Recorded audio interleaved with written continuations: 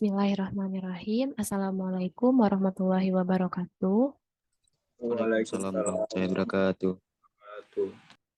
Baik, sebelumnya kepada yang terhormat Ibu Nikma, SEMSI Akasi SCMP, selaku dosen pengampu mata kuliah akuntansi keuangan lanjutan 2, serta teman-teman sekalian yang telah menyempatkan waktu untuk kita dapat Zoom pada siang hari ini untuk menjelaskan materi pada bab 13, yaitu terkait dengan pelaporan segmen dan interim.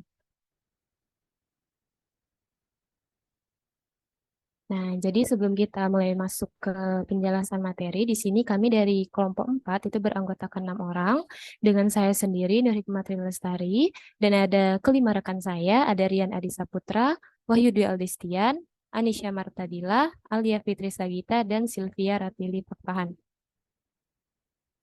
Nah, mungkin langsung saja untuk materi yang pertama ini, terkait dengan isu akuntansi pelaporan segmen itu akan dijelaskan oleh Saudara Wahyu. Kepada Wahyu, saya persilahkan untuk menjelaskan materi. Baik, terima kasih kepada moderator. Di sini saya akan menjelaskan mengenai isu akuntansi pelaporan segmen. Pada tahun 1994, DSAK menerbitkan PSAK nomor 5 tentang pelaporan informasi keuangan segmen. PSAK sudah merevisi 2 kali, kemudian PSAK telah menyesuaikan PSAK 5 tentang segmen operasi pada tahun 2014. PSAK 5 mendefinisikan segmen operasi sebagai suatu komponen dari entitas. Yang pertama itu yang terlibat dalam aktivitas bisnis yang mana memperoleh pendapatan dan menimbulkan beban atau termasuk pendapatan dan beban terkait dengan transaksi dengan komponen lain dari entitas yang sama. Kemudian hasil operasinya dikaji ulang secara reguler oleh pengambil keputusan operasional untuk membuat keputusan tentang sumber daya yang dialokasikan pada segmen tersebut dan menilai kinerjanya.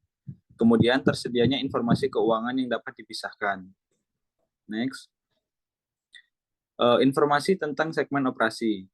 Tujuan dari pelaporan segmen adalah untuk memungkinkan pengguna laporan keuangan melihat di balik jumlah konsolidasi untuk masing-masing komponen yang membentuk entitas. Selanjutnya itu mendefinisikan segmen dilaporkan. Proses penentuan segmen operasi dilaporkan yang terpisah, yaitu segmen di mana pengungkapan tambahan yang terpisah harus dibuat berdasarkan spesifikasi manajemen atas segmen operasi yang digunakan secara internal untuk mengevaluasi posisi keuangan dan kinerja operasi perusahaan. Next. Kemudian itu ada ambang batas kuantitatif 10%. PSAK menetapkan 3 aturan signifikan 10% untuk menentukan segmen operasi mana yang harus melaporkan informasi secara terpisah. Pengungkapan terpisah tersebut diperlukan untuk segmen yang memenuhi setidaknya salah satu dari pengujian berikut. Yang pertama itu pendapatan yang dilaporkannya dari segmen, kemudian jumlah absolut dari laba rugi yang dilaporkan dari segmen adalah 10% atau lebih dari jumlah yang lebih besar dari jumlah absolut. Kemudian selanjutnya itu memiliki aset 10% atau lebih dari gabungan aset seluruh segmen operasi. PSAK nomor 5 menyatakan bahwa pengungkapan segmen harus memasukkan pengukuran laba rugi segmen dilaporkan untuk tujuan pengambilan keputusan internal yang harus dilaporkan dalam pengungkapan eksternal. Mungkin sekian dari saya kembalikan kepada moderator. Terima kasih. Baik, terima kasih kepada Wahyu yang telah menjelaskan materi yang pertama tadi. Nah, kemudian untuk materi yang melanjutkan materi yang dijelaskan oleh Wahyu tadi, ini akan dijelaskan atau dilanjutkan oleh Rian. Kepada Rian, saya persilahkan.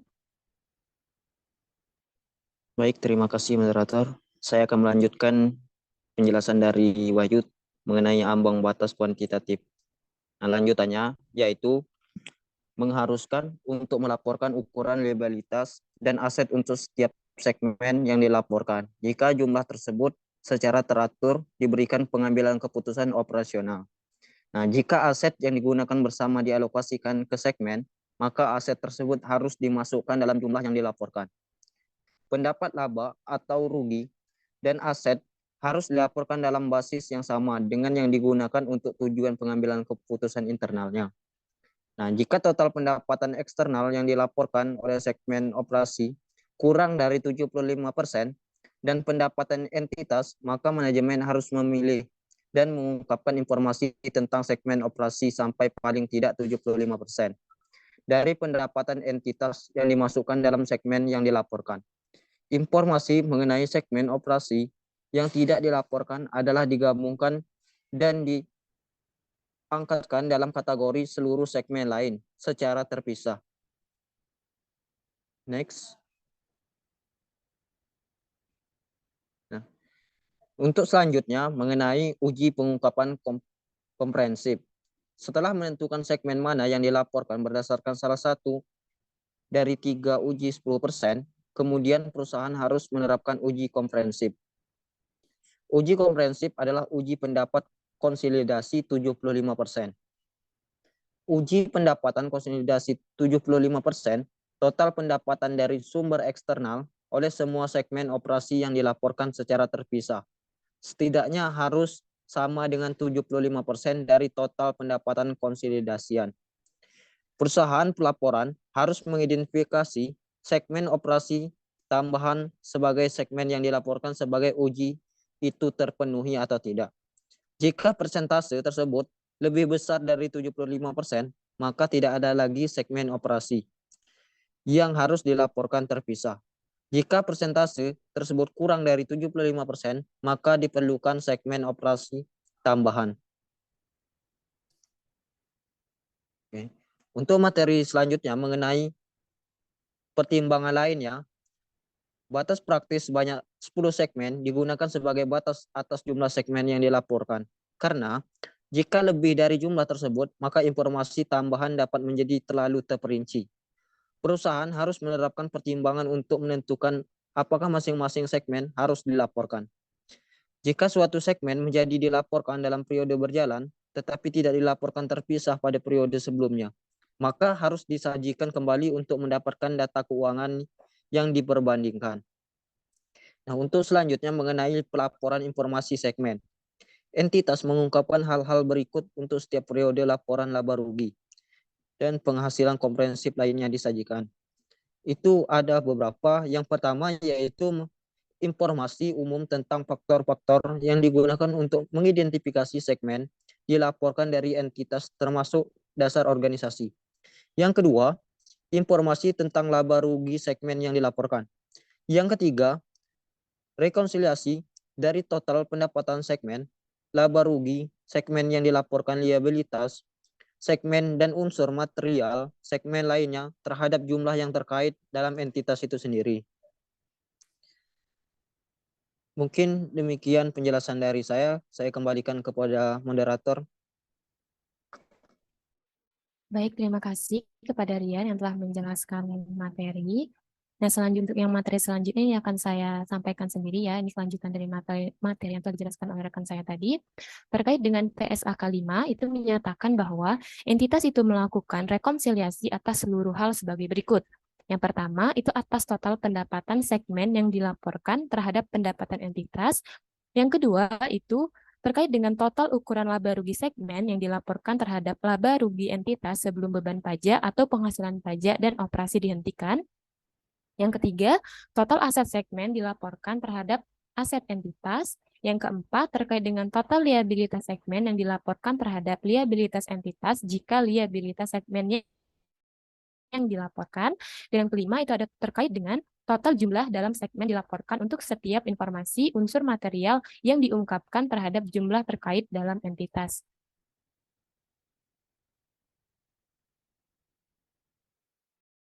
Nah, yang selanjutnya kita masuk ke materi mengidentifikasi segmen dilaporkan berdasarkan PSAK 5. Nah, fokus pada dalam PSAK 5 itu adalah menyediakan pengguna laporan keuangan dengan informasi dapat menentukan risiko dan potensi imbal hasil, melaporkan informasi secara terpisah berkaitan dengan setiap segmen operasi, serta mengharuskan pengungkapan seluruh entitas mengenai informasi produk dan jasa, wilayah geografis, dan pelanggan utama.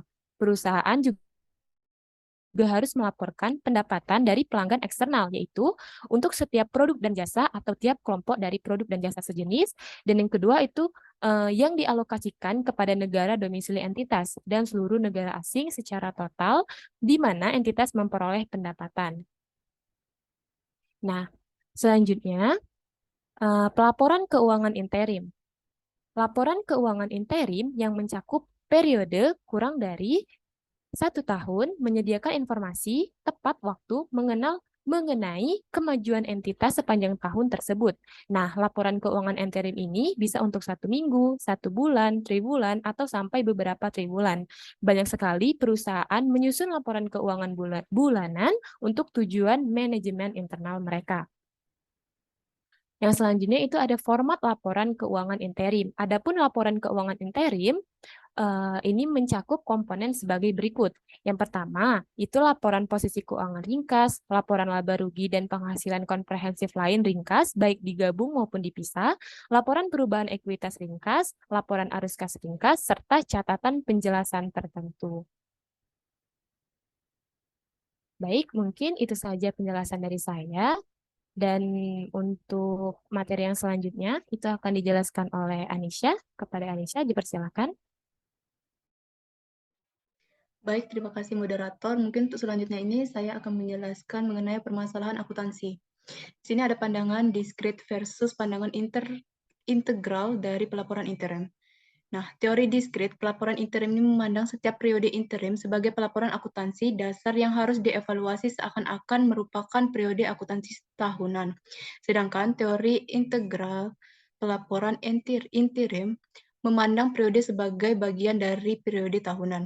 Berdasarkan pandangan ini, pengakuan dan penyesuaian dari pos pendapatan atau beban tertentu dapat dipengaruhi oleh pertimbangan mengenai hasil yang diharapkan dari keseluruhan operasi selama setahun.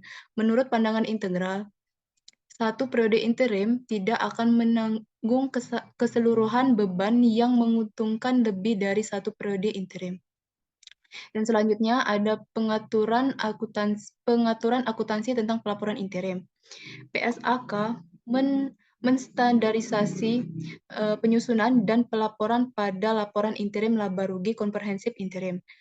Pengaturan tersebut mendefinisikan laba rugi atau pengukuran biaya atas dasar interim. Secara khusus, perubahan prinsip akuntansi dalam periode interim dilaporkan pada periode interim yang bersangkutan menggunakan metode yang sama sebagai perubahan akuntansi yang terjadi, dan dilaporkan dalam laporan keuangan tahunan dan harus mengungkapkan perubahan tersebut dalam catatan laporan keuangan jika akan ada perubahan kebijakan akuntansi pada periode interim berikutnya. Dan selanjutnya ini ada standar pelaporan untuk laporan interim laba rugi komprehensif. Bentuk laporan interim laba rugi komprehensif sama dengan laporan laba rugi komprehensif tahunan. Ada perbedaan pada pengukuran komponen spesifik mengenai laporan laba rugi karena periode waktu yang lebih pendek. Berikut ada tabel ikhtisar prinsip akuntansi laporan laba rugi interim dapat dilihat sebagai berikut. Nah, di sini pendapatan. Pendapatan diakui saat diperoleh selama periode interim atas dasar yang sama dengan yang digunakan untuk pelaporan tahunan. Dan beban pokok penjualan, biaya produk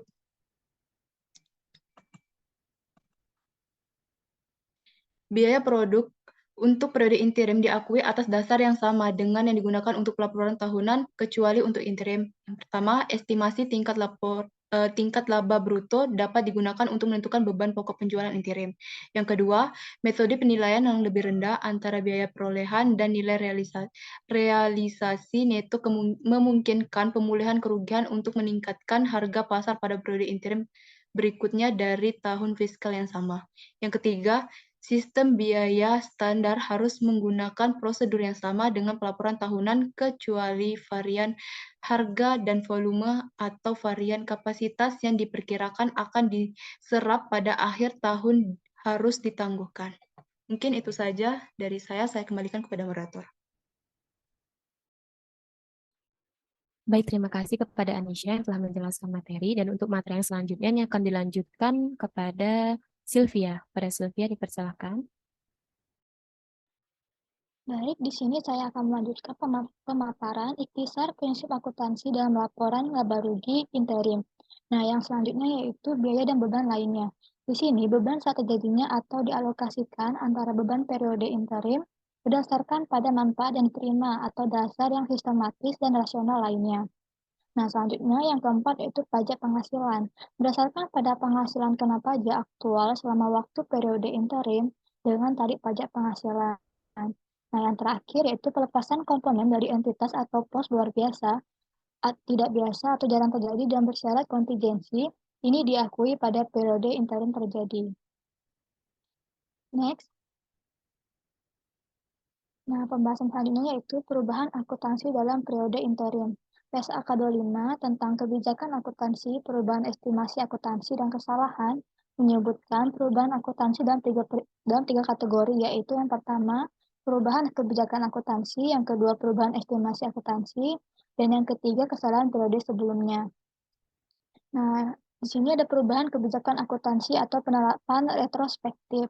Perubahan dalam kebijakan akuntansi dapat dilakukan oleh sebuah entitas hanya jika perubahan tersebut disyaratkan oleh suatu PSAK atau menghasilkan laporan keuangan yang memberikan informasi yang andal dan lebih relevan tentang dampak transaksi, peristiwa atau kondisi lainnya terhadap posisi keuangan, kinerja keuangan, atau arus kas entitas. Perubahan dari suatu kebijakan akuntansi yang diterima secara umum ke prinsip akuntansi yang diterima secara umum lainnya untuk tujuan pengukuran atau penilaian mensyaratkan proses penerapan retrospektif diterapkan untuk semua laporan keuangan periode sebelumnya, termasuk laporan keuangan untuk periode interim. Baik, itu saja pemaparan saya jelaskan, selanjutnya saya kembalikan kepada moderator. Baik, terima kasih kepada Silvian telah melanjutkan penjelasan materi. Dan yang untuk penjelasan materi yang terakhir ini itu akan dijelaskan oleh Alia. Kepada Alia dipersilakan. Baik, terima kasih moderator. Yang selanjutnya, ini ada materi penerapan retrospektif. Nah, penerapan retrospektif ini adalah penerapan kebijakan akuntansi baru untuk transaksi, peristiwa, dan kondisi lain. Seolah-olah kebijakan tersebut telah ditetapkan. Semua laporan keuangan tahunan berikutnya maupun periode interim akan disesuaikan selama dampak perubahan kebijakan akuntansi. Kemudian ada perubahan estimasi akuntansi atau penerapan saat ini dan prospektif. Perubahan estimasi akuntansi merupakan hasil informasi baru yang telah tersedia untuk entitas. Nah, perubahan ini akan dilaporkan hanya berdasarkan saat ini dan prospektif. Sebagai contoh, perubahan estimasi akuntansi dalam metode perhitungan jumlah penyisihan piutang tidak tertagih dan piutang karena informasi terbaru mengidentifikasi penyisihan sebelumnya tidak mencukupi. Kemudian ada perubahan pada penyusutan, amortisasi, dan depresi.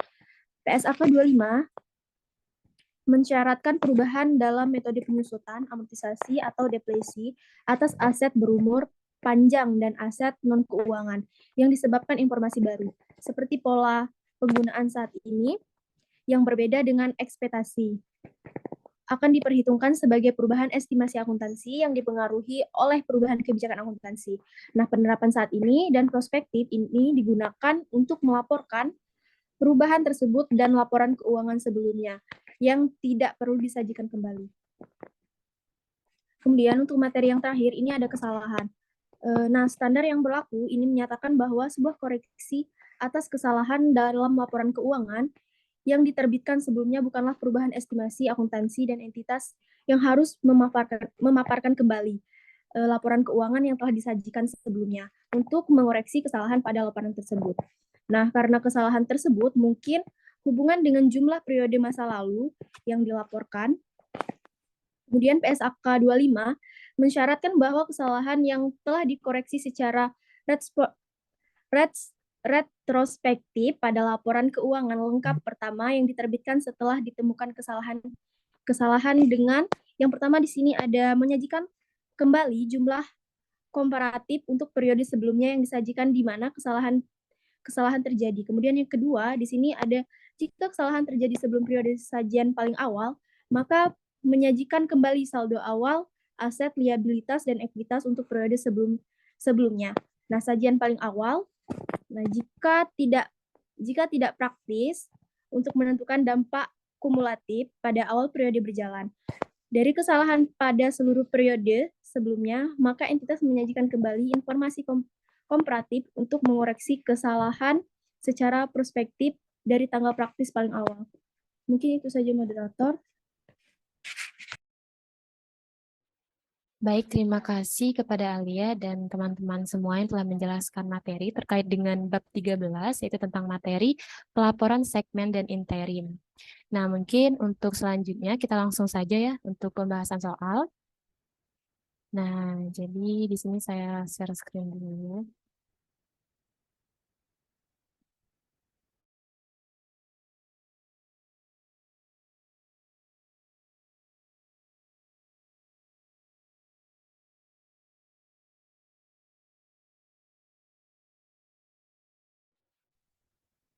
Oke, jadi kami dari kelompok 4, di sini kami akan membahas terkait dengan latihan 13 strip 1 dan kasus 13 strip 3.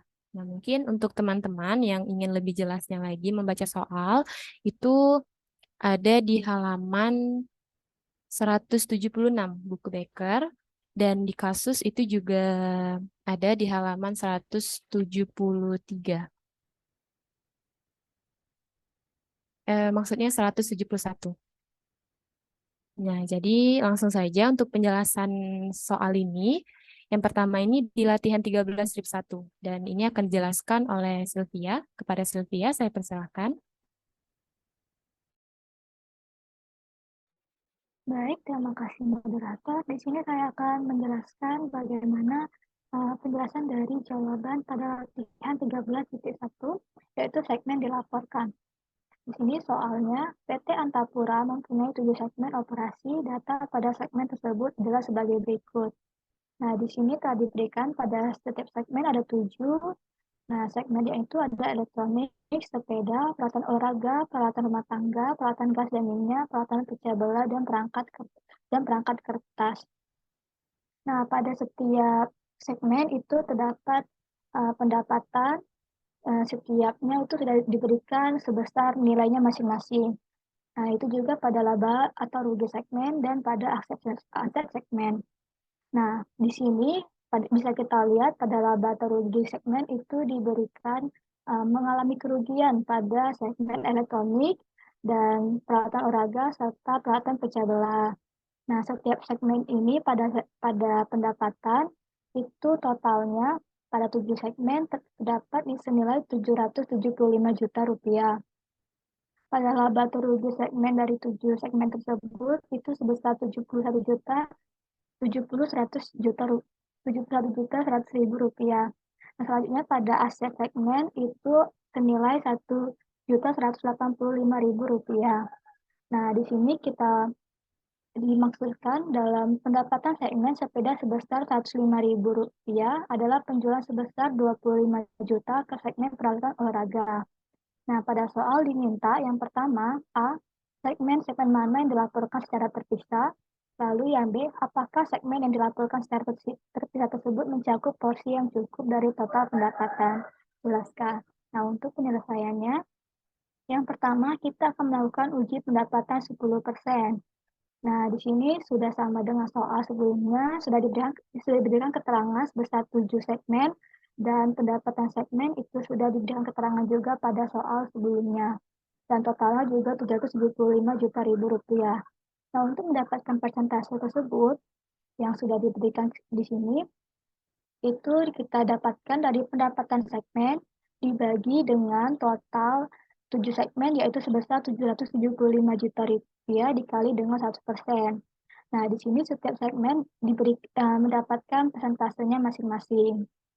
Nah, lalu pada segmen dilaporkan, ini diberi keterangan adanya dan tidak.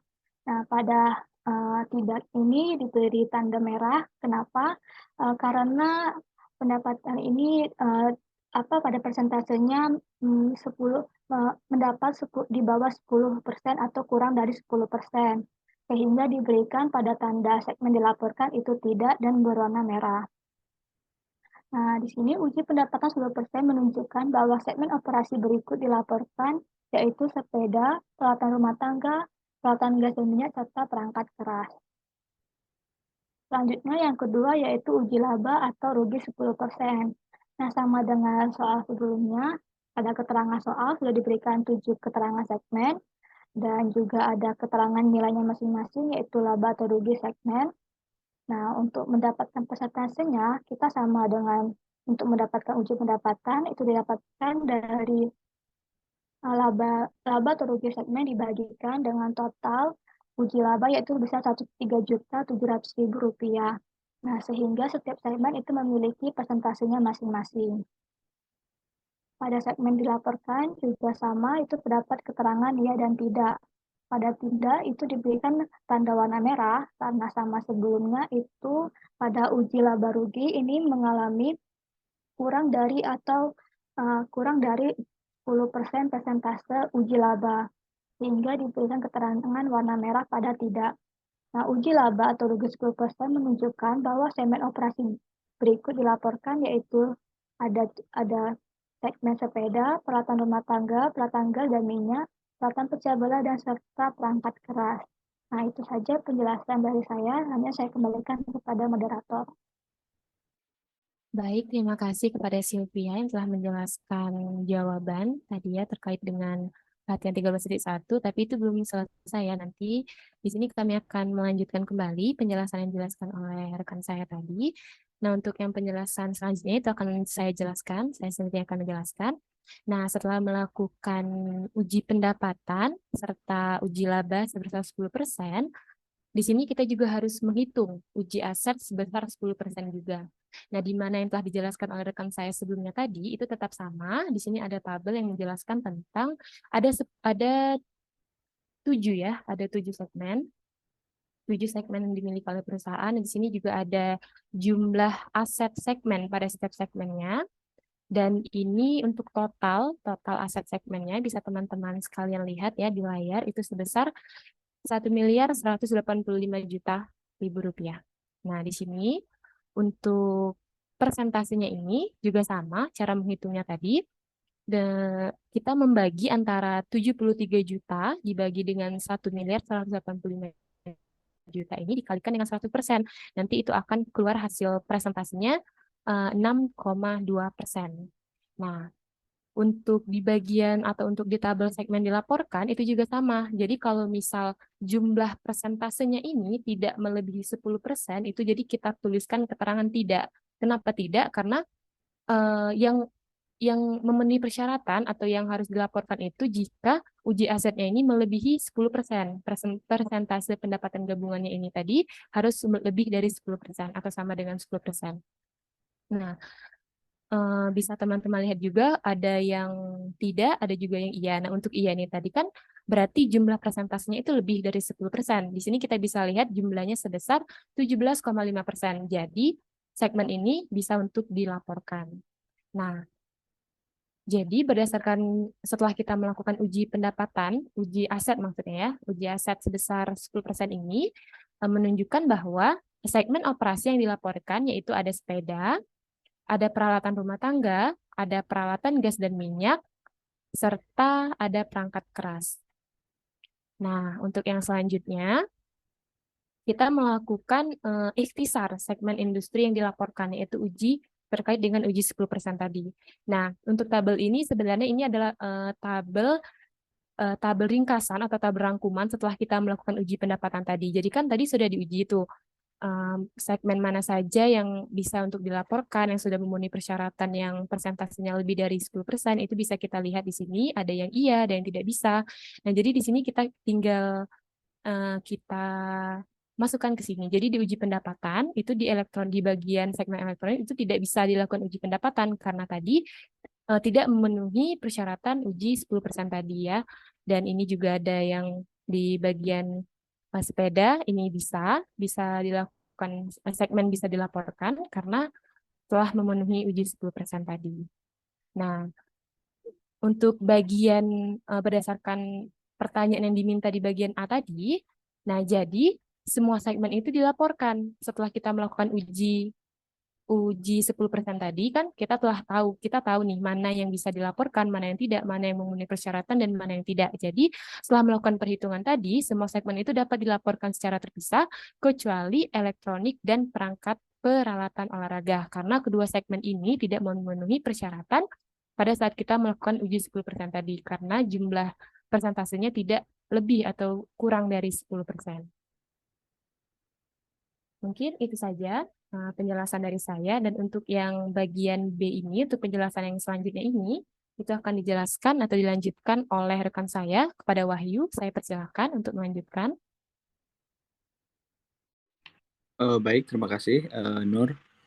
Untuk yang B ini, karena presentasi tersebut sama dengan atau lebih besar dari 75%, maka tidak ada lagi segmen operasi yang harus dilaporkan terpisah. Seperti di tabel itu ada penjualan ke konsumen non-afiliasi oleh segmen dilaporkan. Itu ada berupa sepeda, alat-alat rumah tangga, peralatan gas dan minyak, peralatan pecah belah, perangkat keras, dan itu selanjutnya itu total dari segmen yang dilaporkan. Jadi pendapatan konsolidasi persen segmen itu dilaporkan dari pendapatan konsolidasi dari total perangkat-perangkat tadi, yaitu ada sepeda, alat rumah tangga, dan lain sebagainya.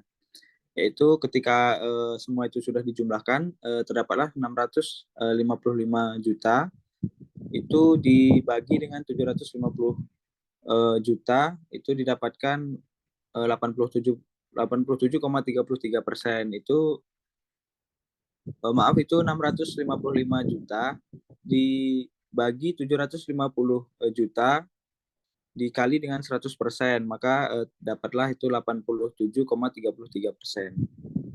Mungkin sekian dari saya. Selanjutnya akan dijelaskan oleh rekan saya. Terima kasih. Baik, terima kasih kepada Wahyu yang telah menyelesaikan ya penjelasan kita terkait dengan latihan 13.1 ini. Nah, jadi latihan 13.1 sudah selesai. Dan untuk yang selanjutnya, kita akan langsung lanjut ke penjelasan terkait dengan kasus 13.3 ya. Nah, di sini nanti juga akan dilanjutkan penjelasannya oleh rekan saya. Untuk yang pertama ini akan dijelaskan oleh Anisha. Kepada Anissa saya persilakan untuk menjelaskannya. Baik, terima kasih moderator. Jadi teman-teman, untuk kasus 13.3 ini, pengungkapan segmen dalam laporan keuangan, ini dengan saya sendiri akan menjelaskan. Kalau misalkan lihat di buku, di halaman 171, buku Banker, PT Bintang Jaya adalah perusahaan milik publik yang beroperasi diversifikasi, telah dipisahkan ke dalam 5 segmen industri PT Bintang Jaya dalam proses untuk mempersiapkan laporan keuangan tahunan untuk tahun yang berakhir 31 Desember 2005. Informasi berikut telah dikumpulkan untuk persiapan laporan segmen yang disyaratkan oleh PSAK 5. Itu tadi 2015 ya, teman-teman. Di sini ada tabel yang menunjukkan berapa total penjualan, beban pokok penjualan, laba operasi, laba neto, aset segmen dari alat-alat listrik, fastening system, produk rumah tangga, produk pipa, dan sistem keamanan. Dan langsung saja dengan apa yang diminta. Yang diminta adalah pertama, tentukan segmen operasi mana yang merupakan segmen dilaporkan untuk PT Bintang Jaya. Penentuan Anda harus memasukkan seluruh uji yang diharuskan dan hasil uji tersebut untuk kelima segmen PT Bintang Jaya. Dan kedua, segmen dilaporkan yang ditentukan dalam 1. Harus mewakili sebagian substansial dari total operasi PT Bintang Jaya saat digabungkan. Jelaskan bagaimana cara untuk menentukan bagian substansial dari operasi PT Bintang Jaya telah dijelaskan oleh informasi segmennya. Nah, di sini yang pertama kita harus mencari dulu uji pendapatan sebesar 10%. Nah, pendapatan yang tidak terpenuhi dan antar segmen adalah 10% atau lebih dari total pendapatan yang termasuk pendapatan antar segmen. Untuk setiap segmen PT Bintang Jaya, bagilah jumlah penjualan tidak terafiliasi penjualan antar segmen dengan total jumlah perusahaan sebesar 63 juta. Jika hasilnya termasuk 10% atau lebih, uji pendapatan terpenuhi untuk segmen tertentu. Nah, di sini ada tabel uji pendapatan sebesar 10%. Sedikit disclaimer, kalau misalkan persentase itu lebih dari 10%, maka segmen itu dapat dilaporkan. Jika lebih kecil dari 10%, maka tidak bisa segmen tersebut tidak bisa dilaporkan. Nah, kita lihat beberapa contoh di sini. Alat-alat listrik, pendapatan segmen sebesar 42 juta. Kita lihat apakah persentase dari gabungan pendapatan alat-alat listrik ini lebih besar dari 10%. Kalau misalkan lebih besar dari 10%, maka jawabannya ya. 42 juta ini kita bagi dengan 63 juta. Dan hasilnya kita kalikan dengan 10%. Maka didapatkan 66,7%. Apakah 66,7% itu lebih dari 10%? Jawabannya iya. Maka ketika persentase pendapatan itu lebih dari 10%, maka segmen tersebut bisa dilaporkan. Begitu juga seterusnya dari produk rumah tangga, produk pipa, segmen keamanan. Contohnya, kedua, misalkan kita ambil yang tidak di produk rumah tangga. Nah, produk rumah tangga ini kan pendapatan segmennya 5 juta. Nah, kita bagikan dengan 63 juta, dan hasilnya nanti kita kalikan dengan 10%.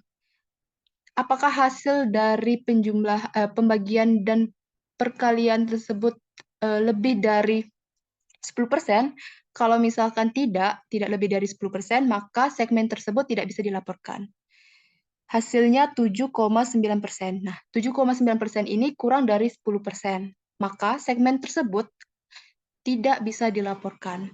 Dan selanjutnya, laba rugi.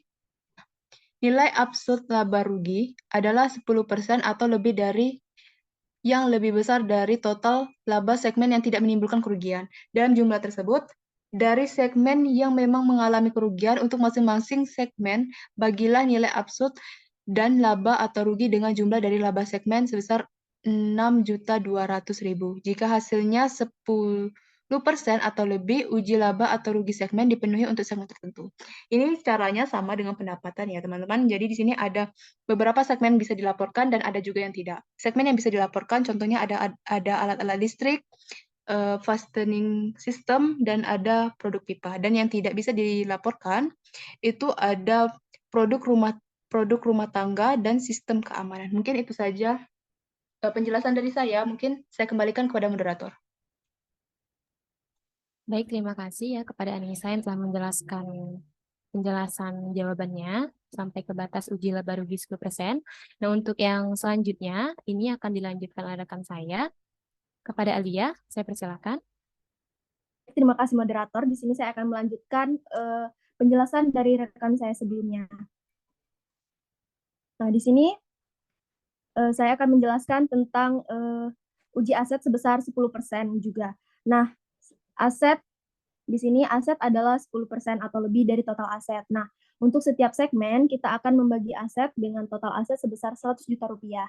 Nah, jika nanti hasilnya 10% atau lebih dari 10%, maka tes aset terpenuhi untuk segmen tertentu. Berarti segmen itu dapat dilaporkan jika hasilnya nanti melebihi 10%. Nah, bisa teman-teman lihat untuk tabel di bawah ini.